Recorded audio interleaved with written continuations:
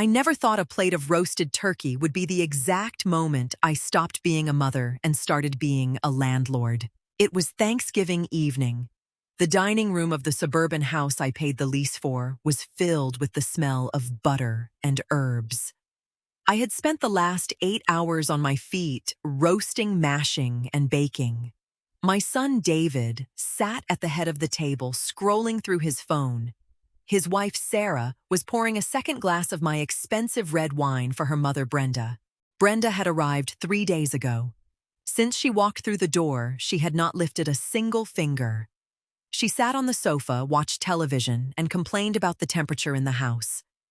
I was 65 years old, a widow, and supposedly living in this house to enjoy my retirement with my son's family. Instead, I functioned as their live-in maid nanny and primary financial sponsor. I placed the heavy turkey platter in the center of the table. My lower back ached. I wiped my hands on my apron and took a breath. "David, could you carve the bird?" I asked, keeping my voice mild. Sarah frowned, setting her wine glass down. "David is tired from working all week, Anna. Let him relax. You can carve it." I looked at her. "I've been cooking since 6 this morning. Brenda, perhaps you could help with the side dishes." Brenda let out a soft, dramatic sigh. Sarah's eyes narrowed. She leaned over her untouched plate, her voice dropping into a tone of absolute authority. "Listen to me, Anna," Sarah began. "My mother is a guest. She is here to relax. Your primary purpose in this house is to help us function so we can build our lives. You work while my mom enjoys herself. That is the dynamic. If you have a problem with that arrangement," she pointed toward the front hallway, "there is the door. Leave." David did not look up from his phone. He did not defend me. I did not cry. I did not raise my voice or throw a plate. I looked at the turkey, then at my son, and finally at Sarah. I reached up, untied my apron, and draped it over the back of my chair. "Fine," I replied quietly. "I will leave, and you can start paying your own bills." I walked away from the dining table without looking back. The silence in the room behind me was heavy, but I did not wait to see their expressions. I went straight to the downstairs master bedroom, my room. I pulled my large canvas suitcase from the top shelf of the closet and laid it flat on the mattress. I folded my clothes with deliberate precision. Sweaters, trousers, comfortable shoes. I did not pack everything just enough for a few weeks. I knew exactly what I was doing. For 2 years, I had ignored the subtle disrespect, the snide remarks, and the way my bank account slowly drained to support their lifestyle. 10 minutes later, the bedroom door opened. David leaned against the frame, holding a dinner roll. He offered a nervous, dismissive smile. "Mom, come on," David muttered, chewing his food. Sarah was just stressed. "You know how she gets when her mom visits. Stop being dramatic and come eat. The turkey is getting cold." I zipped the suitcase shut. The sound was loud in the quiet room. "I am not being dramatic, David. I am following your wife's instructions. She asked me to leave. She didn't mean it." He sighed, rolling his eyes. "Where are you even going to go?" "That is my business," I answered. I picked up my purse and pulled out the heavy brass key ring. I removed the house key, the mailbox key, and the garage fob. I placed them gently on the wooden dresser. David stopped chewing. The casual demeanor faded from his face as he realized I was not staging a tantrum. "Mom, you can't just walk out. Who is going to watch the kids tomorrow? Sarah and I have plans. You are their parents. You will figure it out." I grabbed the handle of my suitcase and rolled it past him. I walked down the hallway through the living room where Sarah and Brenda were sitting in silence and opened the front door. The crisp November air hit my face. I stepped out, closed the door firmly behind me, and walked to my car. I drove to a quiet, extended-stay hotel on the other side of town. I had enough money saved to live comfortably. My husband's life insurance and my pension provided a steady cushion. I just hadn't seen much of it lately because it was funneled directly into David and Sarah's expenses. I checked into a simple, clean room with a small kitchenette. I made myself a cup of chamomile tea, sat at the small laminate table, and opened my laptop. It was time to sever the financial cord. I logged into my primary banking portal. The screen displayed my auto-pay scheduled transfers. The list was extensive. Every month, my account automatically transferred $2,800 to their landlord for rent. It paid their $350 car insurance premium. It covered the $150 cable and internet bill. I clicked the first item, Cancel Recurring Transfer. A confirmation box popped up. I clicked Yes. I moved down the list, Cancel Car Insurance, Cancel Internet. Then I navigated to the credit card section. 2 years ago, I had given Sarah a secondary card attached to my account. It was supposed to be for emergency groceries and household items for my grandchildren. Lately, the statements included designer cosmetics, expensive coffees, and high-end clothing boutiques. I selected the secondary card management tab. I clicked Deactivate Card. There was no grand explosion, no dramatic music playing in the background, just the quiet click of a laptop mouse in a small hotel room. But with those few clicks, I effectively dismantled the invisible foundation holding up their comfortable, entitled lives. I closed the laptop, finished my tea, and went to bed. For the first time in 2 years, I slept through the night without worrying about what I needed to cook for breakfast or whose laundry needed folding. I woke up the next morning feeling lighter than air. The reality of my absence took exactly 3 days to hit them. It started not with the rent, but with the groceries. It was Sunday afternoon. I was sitting on a park bench reading a paperback novel when my phone vibrated in my purse. The screen displayed David's name. I let it ring 3 times before I answered. "Hello, David," I greeted, keeping my tone relaxed. "Mom, what did you do to the credit card?" His voice was tight-edged with panic and irritation. "Sarah is at the grocery store. She just tried to pay for 2 carts of food and the card declined. She is standing at the register and the cashier is waiting. Did you freeze the account?" I turned a page in my book. I didn't freeze the account. I canceled her secondary card. I told you on Thursday, David. You and Sarah are responsible for your own bills now. "Mom, you can't do this right now," David shouted, the panic fully taking over. "Brenda is hosting a dinner party tonight. Sarah bought premium steaks and wine. We don't have the cash in our checking account to cover a $400 grocery run."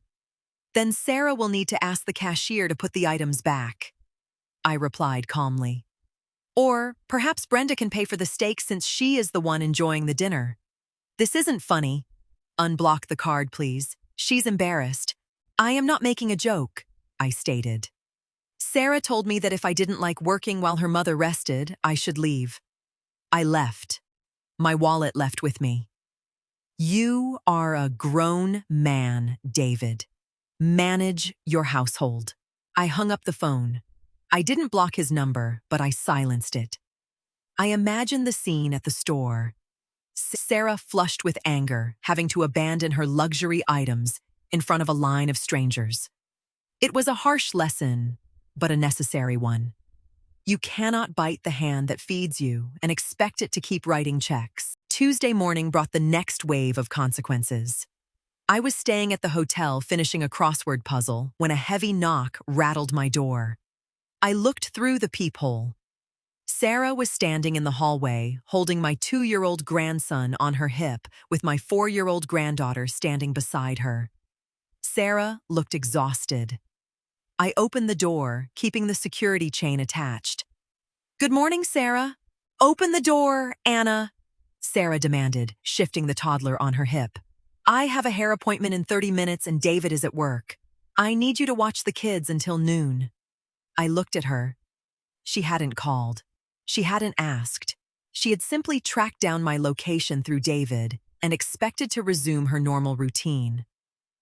I cannot watch the children today, I answered through the gap in the door.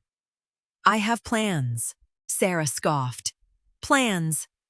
You're sitting in a hotel room. My mom is busy reading and needs quiet time at the house. Just take them. I'll be back at lunch. No, I said, my voice steady and firm. Brenda is staying at your house. If you need childcare, ask the guest who is enjoying your hospitality. I am no longer your live-in nanny. Her face turned red. You are their grandmother.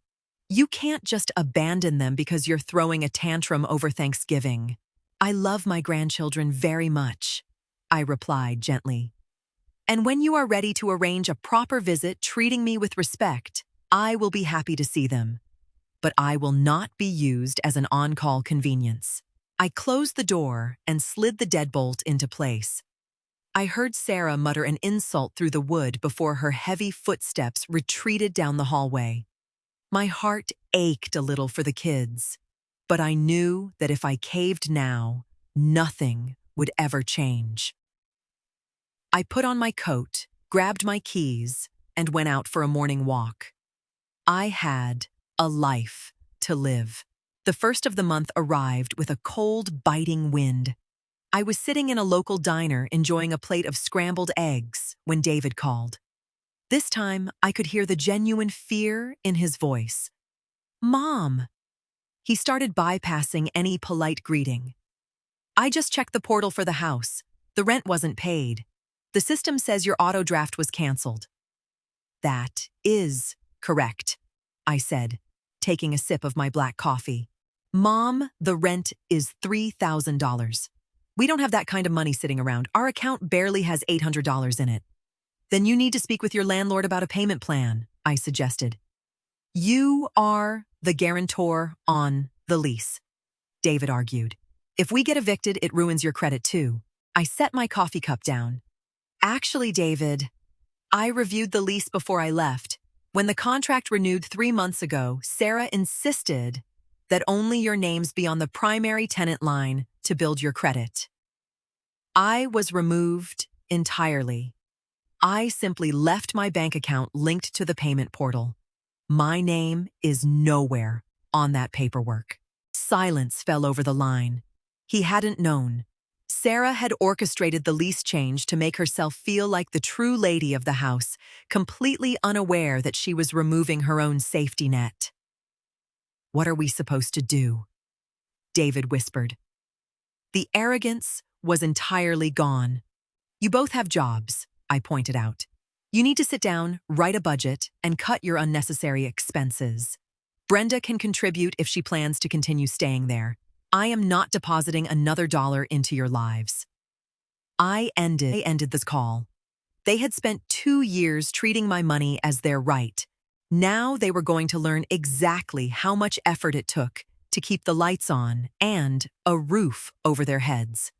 I left a tip on the table and walked out of the diner feeling absolutely no guilt.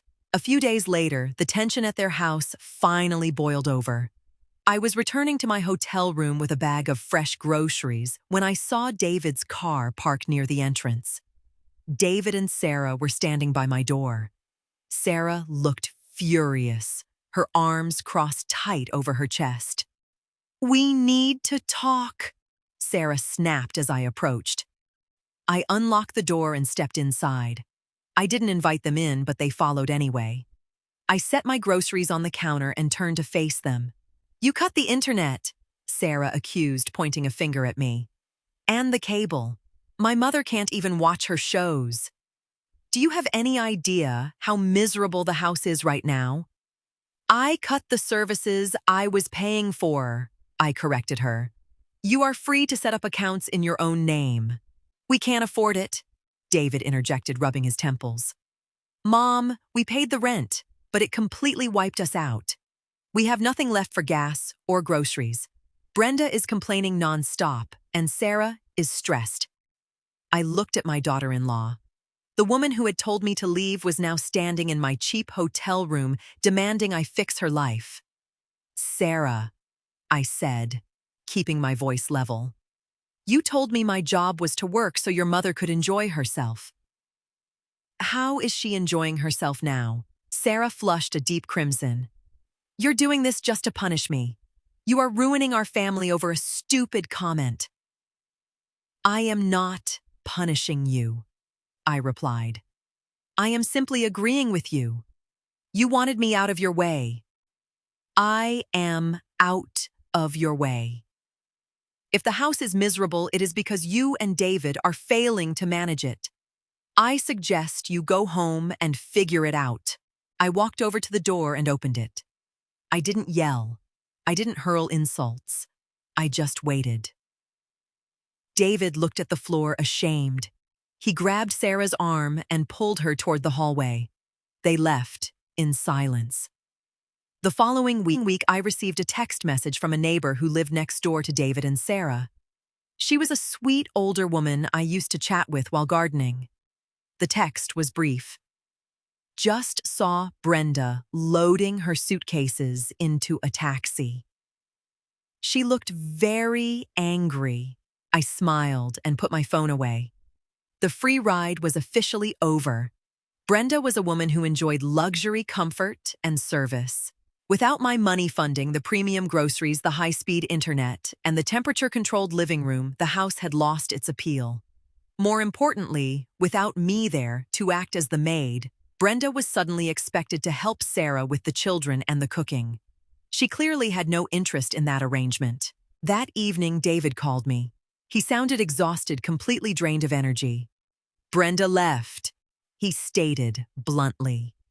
She said the house was too chaotic and she couldn't relax.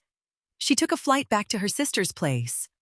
I see, I replied. Sarah is a mess, David continued. She's crying in the bedroom. We are behind on the electric bill and the fridge is mostly empty. Mom, I'm sorry. I really am. I didn't realize how much you actually did for us. I took it for granted. I listened to his apology. It sounded sincere, but I also heard the unspoken request lingering at the end of his sentence. He was waiting for me to offer my credit card. He was waiting for me to step back in and save them. I appreciate the apology, David, I said gently.